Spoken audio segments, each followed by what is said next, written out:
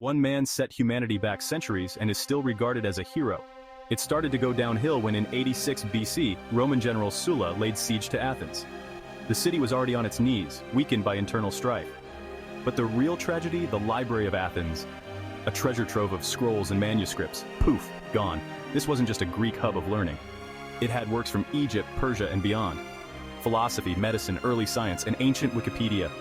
All turned to ashes. Historians believe this single act set humanity back by centuries.